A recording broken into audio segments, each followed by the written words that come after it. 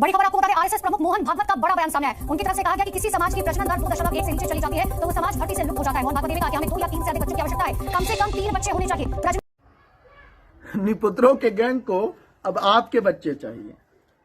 मोहन भागवत जी का कहना है कि 3 बच्चे पैदा करने की जरूरत है, वरना समाज खतरे में आ जाएगा। भागवत जी, खतरे तो बहुत से हैं इस समाज पर। बेरोजगारी, घटती इनकम, महंगी रोटियां, महंगी दाल, महंगी दवाइयां, कपड़े, घर और कर्ज। लेकिन सबसे बड़ा खतरा इस समाज पर कोई है तो भागवत जी आपका संगठन है, जिसने ऑक्टोपस की तरह समाज का गला चौतरफा दबा कर रखा हुआ है। चाहे प्रशासन हो, चाहे राजनीति हो या संस्कृति की कोमलता हो, इनकी पवित्रता नष्ट करने वाले आप हो। आपके संगठन ने जिस चीज को छुआ उसे भस्म कर दिया। जवान पीढ़ियों में व्हाट्सएप वाले अंकल जी के मन में जहर भरने वाले 1000 सिरों वाला दैत्य आप लोगों ने खड़ा किया है। भागवत जी विश्वास नहीं है तो अपने आसपास देखिए। हर वो चीज जिस पर 10 साल पहले आपको सामान्य रूप से भरोसा था, आज कैसे देखते हैं उसे।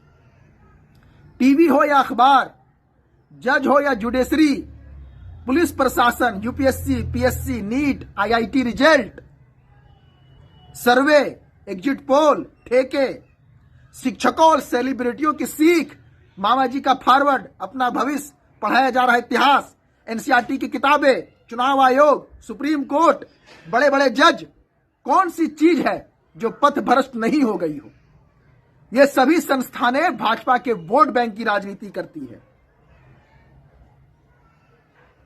मोहन भागवत जी, 10 साल पहले आप इनके निर्णय और काम पर भरोसा करते होंगे। आज इनमें से किस चीज पर आपको भरोसा है? अरे दूसरे की छोड़िए, क्या खुद पर भरोसा है? तब हमें संविधान और अपने जनता होने की ताकत का भरोसा था। मोमबत्ती लेकर बैठे 5000 लोग सरकार हिला देते थे। जंतर मंतर पर 10 दिन तख्ती लेकर बैठा शख्स भी सत्ता के कंगूरों तक अपनी बात पहुंचा लेता था। तब सत्ता लचीली थी, झुकती थी, ज्ञापन लेती थी, कम से कम सुनवाई का उपक्रम करती थी, समाधान का आश्वासन तो देती थी। भागवत जी, आज राष्ट्रपति, प्रधानमंत्री, स्पीकर, तमाम संवैधानिक पद, उस पर बैठे लोग, हर व्यक्ति या कहिए सारे संस्थानों पर किसी का भरोसा नहीं। पहले कोई गलत करता था तो दूसरे उसके लिए बाधा बन जाता था, तब उचित और अनुचित में संघर्ष होता था। आज क्या हाल है इस विश्वास का? जरा टटोलिए अपने अंदर।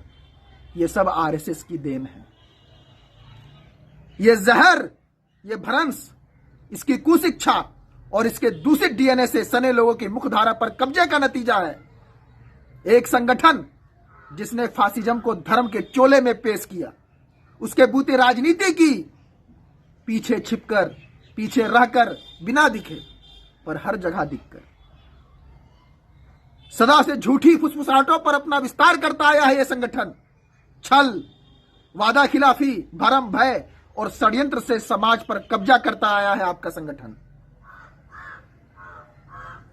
यह हमारे दिमाग से खेलता है, रोज झूठ का नया जाल रचता है। वरना जिन लोगों ने बैन हटाने के लिए राजनीतिक गतिविधियों से दूर रहने का लिखित वचन दिया था,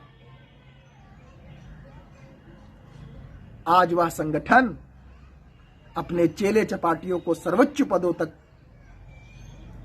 ऊंचे से ऊंचे पदों तक पहुंचाने में कामयाब कैसे रहा, वो भी इलेक्टोरल पॉलिटिक्स के रास्ते। सोचिए जरा, ऐसा नहीं कि गलतियां, बेईमानियां पहले नहीं थी, पर हमारी सोच में गलत, कम से कम गलत तो होता था। पर आज गलत ही सही है, सत्य मेरे ठेंगे पर। यही हमारे समाज को आपके संगठन का कंट्रीब्यूशन है। दरअसल आरएसएस ने इस देश को, इसकी संस्कृति को सर के बल लाकर खड़ा कर दिया है। भागवत जी, 110 करोड़ के समाज में बड़ा हिस्सा दंगाई, गालीबाज, हेकड़ीबाज, मूर्ख, दमनकारी, अहंकारी मानसिकता का शिकार हो चुका है। आरएसएस ने इस देश के यूथ को ज़ॉम्बी बना दिया है भागवत जी। लेकिन यह अभी नाकाफी है। फौज और बड़ी चाहिए आपको, भूखे नंगे लड़ाकुओं मरीजवाड़ों की दस्ते चाहिए आपको।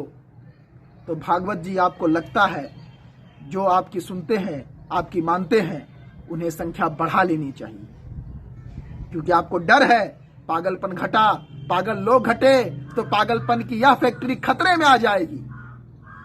जिन्नी पूतों को बच्चों की मौतों का कभी फर्क नहीं पड़ता, उन्हें अपनी सनक की अग्नि में झोंकने को आहुति चाहिए।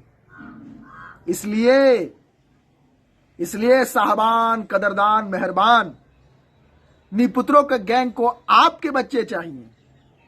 इसलिए जनसंख्या नियंत्रण की बात करने वाले, उन पर ज्ञान देने वाले अब कम से कम 3 बच्चे की अपील कर रहे हैं। ये भी कहा कि हमें 2 या 3 से अधिक बच्चों की आवश्यकता है, कम से कम 3 बच्चे तो होने ही चाहिए। इन राजनीतिक ज़ॉम्बियों से बचने की जरूरत है, वरना ये देश, ये समाज, यहाँ के लोग इनकी सियासत में, इनकी राजनीति में पिसकर तबाह और बर्बाद हो जाएंगे। बहुत बहुत शुक्रिया।